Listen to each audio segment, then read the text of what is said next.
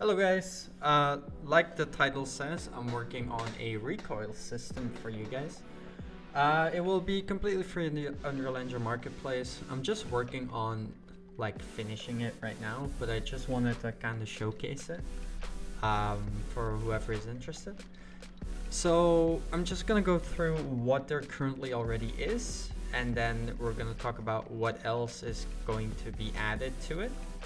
But yeah, let's just get started. So when you load up the recoil system, the demo map, it will just show you which weapon you want to modify. So if I click on, for example, 0, which is our default weapon, okay, we can then actually, let's just go left or right. If I go to the settings, I can basically, here you can change which weapon you want to modify.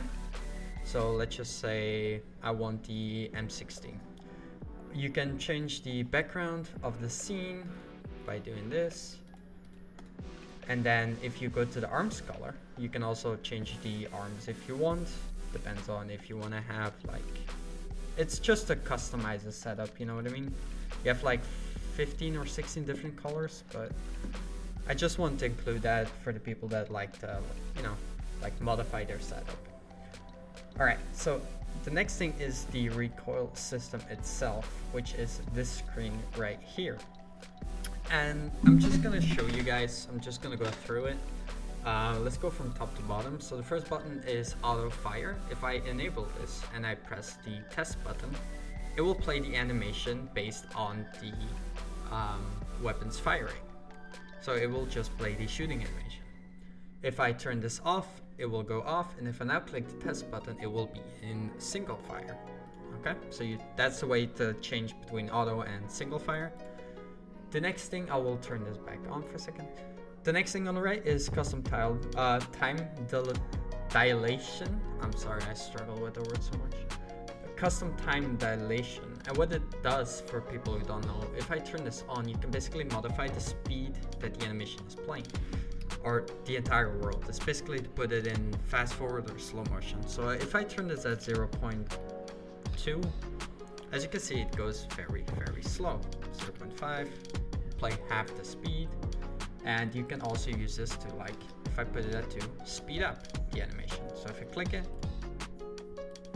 it will basically speed up the entire process. I'm gonna turn this back to 1 for a second. Next thing is the weapon fire rate. So if I turn this on and I click test, right now it's playing at 0.1 delay. If I turn this off, lower it to 0.05, will play faster. If I turn this to 0.2, it goes a lot slower. So that's how you can adjust your fire rate of your weapon, and you can actually visualize in runtime how fast it's currently firing. So if I turn this back off, it will take the 0.1 value, which is the default one. Next thing is the FOV. So if you want to look at an animation, how it looks if you adjust FOV, that's what this is for. So if I turn it on and I set to 105, as you can see now it's the field of view is stretched out to 105. If I turn this lower to 70, now you see how it looks when it's closed. If you turn it off, it goes back to the default 90. But yeah, that's basically that. Alright guys, so the next thing that we have is actually the modifiers themselves. You can basically enable or disable these by hovering over them, as you can see. Disable the modifier. And what they basically do is, if I take my location X, which is forwards and backwards, and I basically turn it back, as you can see the weapon moves back. Forward is forward. By default it's mapped to -100 to 100.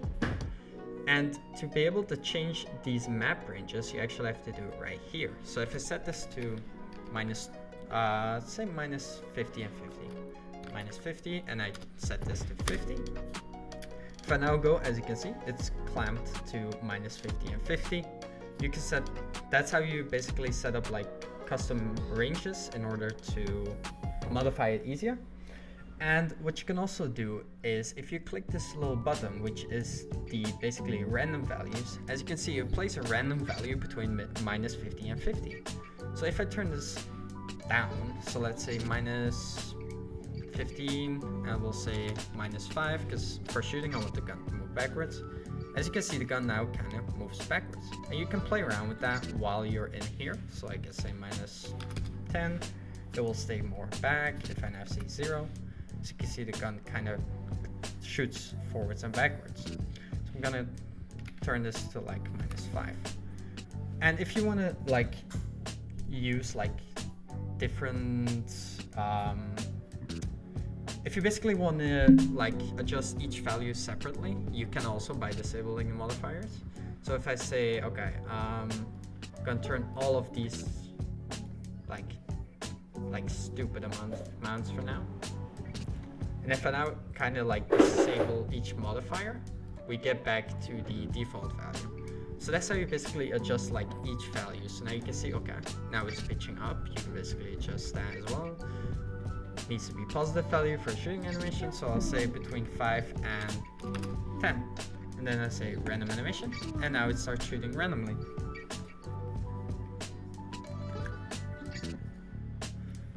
As you can see. And then you can like add the modifiers slowly back, so now you have like moving backwards a lot. Might turn that down, or might say like -8, stuff like that.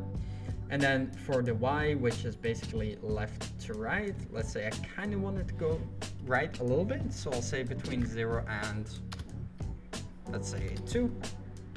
Apply the random modifier. And for the Z is basically up and down, so I'll say, okay, for going down, I want it to be like between -1, -5, and like -1. Random modifier. Now it's shooting like randomly. Kind of want to disable this, doesn't really look that good. There we go. Backwards looks okay. Maybe for like the rotation Y, I might turn this down. I might say between 2 and 5. For the X, which is just tilting your character right or left, I might say like, okay, I want something between -1 and 1, just like a very low amount. Then turn it on. Now it shoots like a little bit to the left and right. And the last one is basically pulling your gun towards you or away from you. So I'll just keep that at 0. Okay? And just like that, in like maybe a minute or two, because I've been explaining it as well. Let's say like within like 20 seconds or something, or 30 seconds, you can basically set up procedural recoil for each weapon. So if I now say 0.05, as you can see now it kind of is a little fast, might turn it down. And as you can see, right now, you have created a procedural recoil in like a minute or so. Okay, kind of just wanted to show you guys what I've been working on. Later down the line, like I will release it hopefully within a month. I'm not completely sure. Still want to add a lot of things, but if you guys have suggestions, as always, leave them in the comments and I'll consider them to add them into the system. But yeah, for now, that is it.